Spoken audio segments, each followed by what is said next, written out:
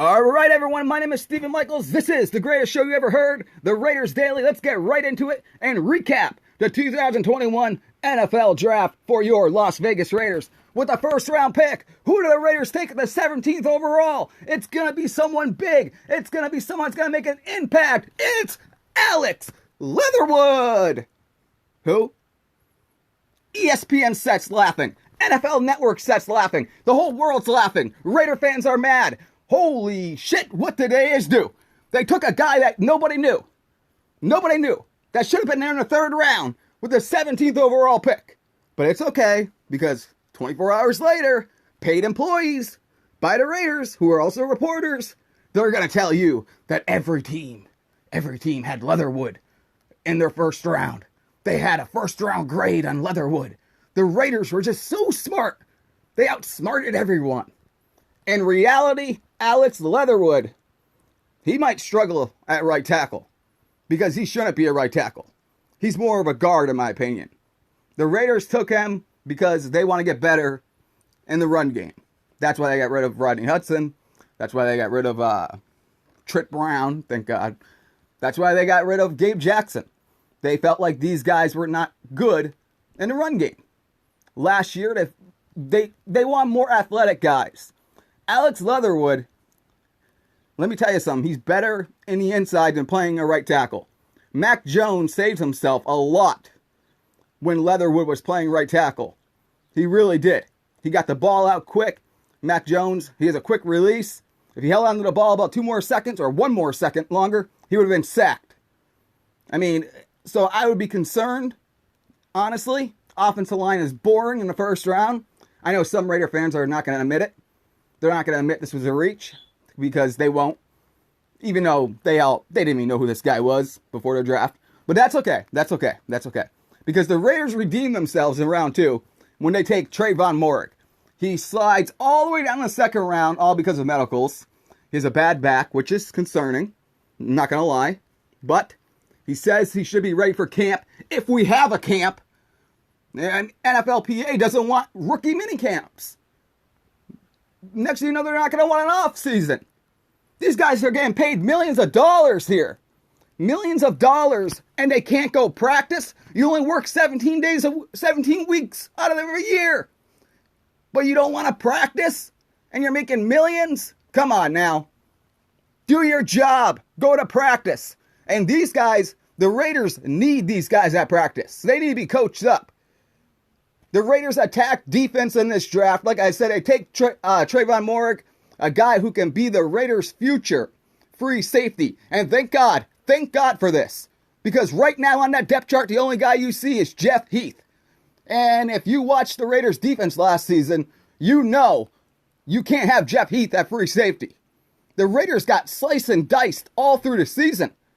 They couldn't stop a nosebleed last year. They really couldn't. If that defense was just average, the Raiders would have won 10 games last year. If they were just average. But they didn't create any turnovers. Any team could throw in the middle of the field on them. So now that's what the Raiders did. They went out, they got a guy who could be the future free safety. A guy that maybe can get some turnovers, get some interceptions. And if Moehrig is healthy, it looks like he'll be good in the NFL. We never know. That's why I don't give draft grades. I really don't. Because it's stupid. It really is. How am I going to know, for example, in round 3, they take Malcolm Kuntz. If that's even how you say his name, I'm going to butcher all these guys' names. He's a defensive end out of Buffalo. He's 6'3", 250 pounds. Now, this guy could end up being awesome. He could be the next Khalil Mack. He's from Buffalo. Same college. We just don't know. The Raiders reached for him. I mean, this guy was a 5th round talent. And they took him in the 3rd round with a 79th overall pick. I mean, there's no doubt about it. I mean, the Raiders reached a lot in this draft. You can't deny that. There's no denying that.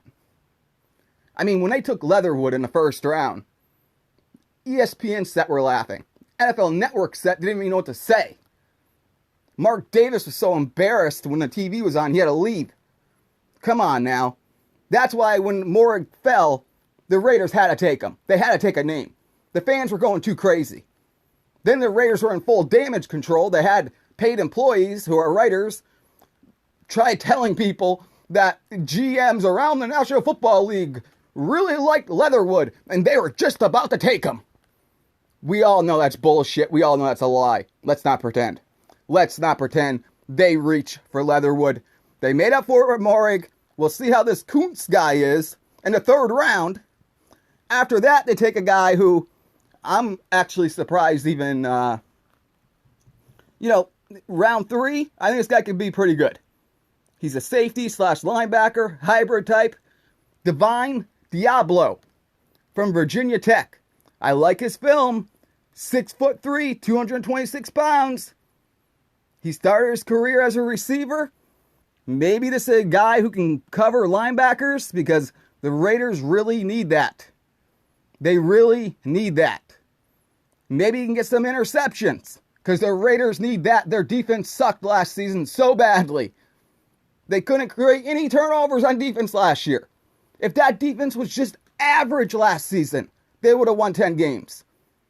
And by the way, with these safeties the Raiders took, I mean, to me, that's pretty much saying John Gruden is not very high on Jonathan Abram. He doesn't feel like he can stay healthy. He sucks in coverage. And he's not a good tackler. So all that running of the mouth he does, guess what? They bring in Carl Joseph. They draft Morik. They got Diablo here. Round 4, they do it again with Tyrell Gillespie, safety from Missouri. They are loading up on safeties in the draft. That is not a good sign for Jonathan Abram. But, they do need depth there, and they shouldn't because they did address this. Last season, you got Amik Robertson, all these guys, Mullins, Keyshawn Nixon, you name it. It's almost like John Gruden saying, hey, those guys are never going to work out. We got to bring other defensive backs in. That's what it seems like. So round 4, they take the safety out of Missouri. Round 5, they take Nate Hobbs, a cornerback, out of Illinois. Again, Amik Robertson was a 4th round pick last year. And he had a hard time getting on the field. Now here we go. Open slot competition at cornerback. Hobbs is 6 feet, 195 pounds. He's bigger than Robertson, who's only 5'8", by the way, 187 pounds. So we're going to see. Nate Hobbs is going to probably, he's going after Robertson. He probably will end up on special teams, but we don't know. After that, obviously, round number 7, who really cares? Jimmy Morrissey, center, Pittsburgh. Just more depth for Tom Cable. Tom Cable can turn this guy into an all-star. He can take a guy from the XFL, an offensive lineman, and turn him into an all-star. That's why I didn't think they needed to take Leatherwood in the first round. Well, they shouldn't need to take Leatherwood in the first round either way, because he would have been there in the second round or probably a third round. But either way, they did not need to do that. That was a stupid move. That was a dumb move. The problem is, as you guys know, I've been worried about the Raiders taking an offensive lineman for, months now. One of the reasons is this Alex Leatherwood. I actually heard his name already by people that work for the Raiders. Alex Leatherwood from Alabama. I had to ask people who he was. This is a week before the draft. And every time I asked people, you know what they were telling me? Oh, yeah. People who know this stuff, know college football. Oh, yeah, he plays for Alabama. But the Raiders aren't taking him in the first round. Maybe a third round or something. He's not the first round pick. And I kept telling him, well, I hear his name a lot. And I do know, I knew this heading into the draft, John Gruden was not going to draft any opt-outs. He decided that's something he is not going to do. Mike Mayock did not want to admit that. That's another thing, guys. All you Raider fans, please remember when Mike Mayock is talking to the media, he's not telling you the truth. Please It's almost insane that people really think that Mike Mayock is going to tell the media the truth about anything, because he's not. He's not going to tell you the truth about anything. But that was the Raiders draft, and like I said, I don't give grades. I got to wait and see how they play on the field.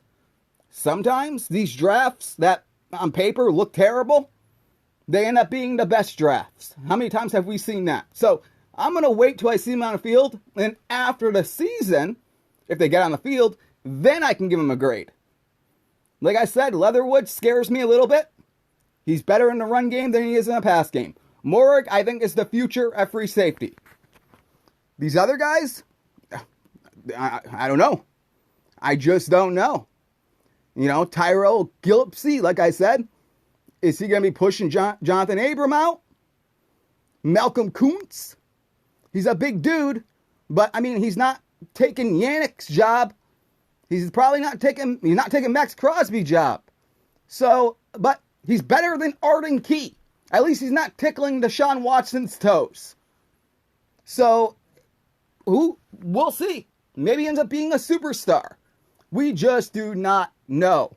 We just do not know. I will say this, though. I love when the undrafted players, I always root for one of those guys to make the team. There's a couple of those guys the Raiders took that I think might be sleepers that could end up being better than some of the guys they drafted. For example, the tight end out of BYU, Matt Bushman. He got an injury last year. He didn't play, but go back and watch when he was playing. This guy looks like he can be pretty good in the pass game. And imagine if you have Darren Waller and Bushman ends up being better than Foster Monroe, can catch passes like he was doing at BYU. That would be great. John Gruden really wants two tight ends who can catch the football. That would be perfect. You also got Max Richardson, a linebacker out of Boston College, who I think is going... between him and DJ Turner there out of Pittsburgh, one of those guys I think will emerge and end up making this roster. But Max Richardson out of Boston College, that guy, I mean, go watch the film, guys. Type his name in on YouTube. Watch his highlights at least. Same thing with DJ Turner. I mean, some of these guys, they just need a chance. And DJ Turner, to me, the guy has speed. I mean, he's not the biggest dude in the world, but I'll tell you what, he looks like he could be like a Tyreek Hill. So don't sleep on him. Don't sleep on Bushman, and definitely don't sleep on Richardson out of Boston College. The other guys they got a white running back out of Wisconsin. I think he's white. Garrett Groshek. That's what I'm guessing. Anyways, they got Darius Stills out of West Virginia. They got TJ Morrison out of Stony Brook. They got a guy from Duke, an offensive tackle. They got Dylan Stoner from Oklahoma State, wide receiver. Gruden loves his wide receivers. They got Trey Ragas, if that's how you say his name. So we'll see. He's a running back.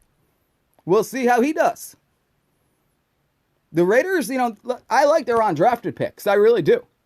When I went and watched all their stuff, I had to dig for it on YouTube and things like that. But when I watched it, I said, hey, these guys look pretty good. They look pretty good. I like their tape over some of the guys the Raiders actually drafted. So we'll see how this draft goes. The Raiders did address the defense, which they needed. They took a bunch of defensive backs because clearly they don't have any trust in the ones they have. Hopefully they work out. Not a big fan of Leatherwood in the first round.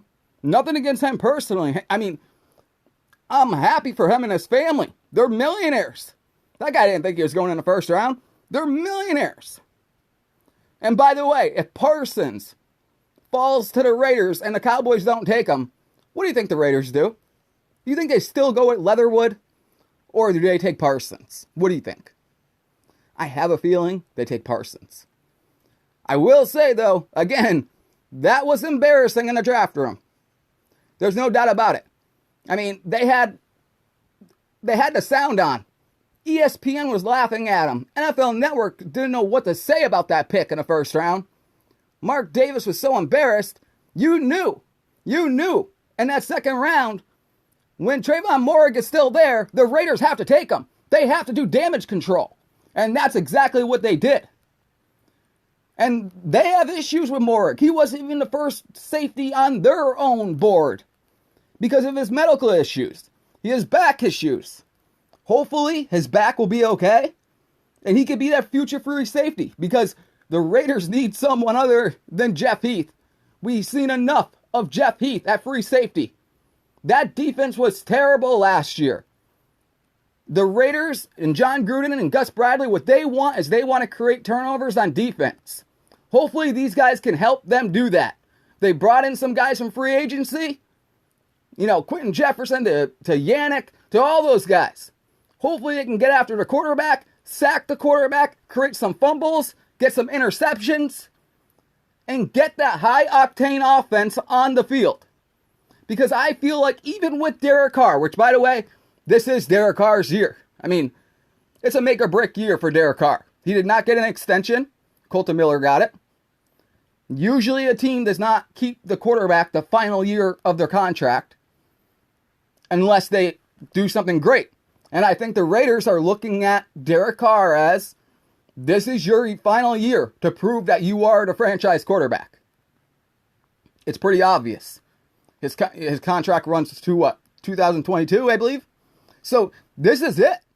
He's got to show that he's the future here. And I'm sick and tired of watching the Raiders go 6-3 or 7-3 and then falling apart and just losing the rest of the way. Derek Carr's performance in Atlanta, terrible. The guy is not consistent. He has to be consistent for all 17 games. He has to be consistent. The Raiders need to win. So hopefully this defense can create turnovers, get Derek Carr, Darren Waller, Josh Jacobs, Kenyon Drake. I mean, the list goes on. They have so many, all these new wide receivers that they have. Willie Snead, Hunter Renfrow, you name it. Look how many weapons this team has on offense. They should be able to blow teams out. Unfortunately, you can't when you have the worst defense in the world and every team can just throw off you anytime they want. Or run. They can run off you too, as they proved last season. And they score a touchdown every time they touch the ball. If the Raiders are on defense, the opposing team, more than likely, is at least getting 3 points on the board. That is not acceptable. The Raiders' defense could not get any turnovers last season. They couldn't get any sacks last season. Now John Gruden has pass rushers, and he has guys that are ball hawks that maybe can get some interceptions, force some fumbles, get that offense on the field. They restructured that whole O-line. They're more athletic, better at run protection. Alex Leatherwood is a much better guard than he would be a right tackle. They're better at run protection. They're more athletic. Maybe that opens up the door for Josh Jacobs, Kenyon Drake, Jalen Richard. Who cares? Whoever the running back is, to have some big runs, which will open up the pass game for Derek Carr. And Derek Carr makes smart decisions.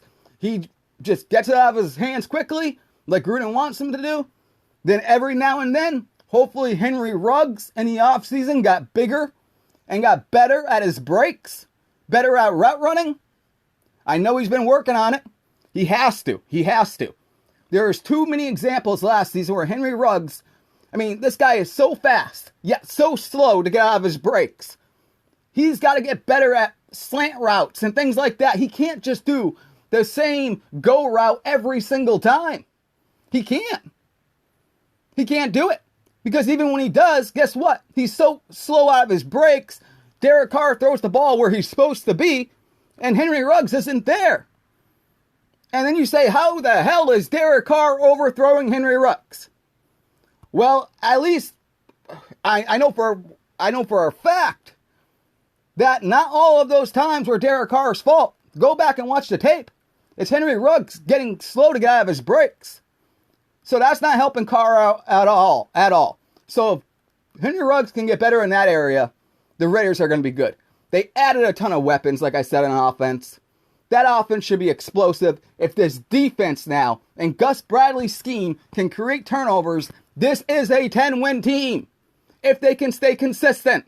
They were a 10-win team last year with a terrible defense, but the offense was not consistent. They just weren't. And their defense was terrible. The offense should have never needed to even be in these kind of games last year. You know, these close games. But their defense sucked so bad they had to. Hopefully, now their defense is so much better that there's not so much pressure on Derek Carr to come back in the fourth quarter. Hopefully the Raiders can get a lead and know how to build on that lead as well and not be so conservative. John Gruden's got to get better at calling plays in the end zone. Derek Carr's got to get better in all aspects of his game, being consistent throughout the season. And the whole defense needs to get better. Get Jeff Heath off a free safety. Get a pass rush. Make opposing teams fear you. And hopefully, with this offseason and this draft, that's exactly what John Gruden has done. And before we end the show, we'll address the reports. We know there might be a little bit of friction there between Mike Mayock and John Gruden. I know that's true. That's been true, though, for a while. That's been true since the Damon Arnette pick. Remember, the Raiders were never supposed to draft Damon Arnette. They had to, because they couldn't get a trade done with the Jaguars. Then they tried to trade out of that pick as best they could. They could not find a single team to do it, so they ended up taking Arnette. And I know Gruden is not that high on him, because, again, the guy was with the injuries, with the COVID. Gruden is sick and tired of guys being injured or sick or whatever the case may be. We need healthy bodies on that defense and on that offense so this team can be successful. Like I said, we'll see how this draft pans out, how these players pan out. But I think they already did enough in free agency to make them a lot better.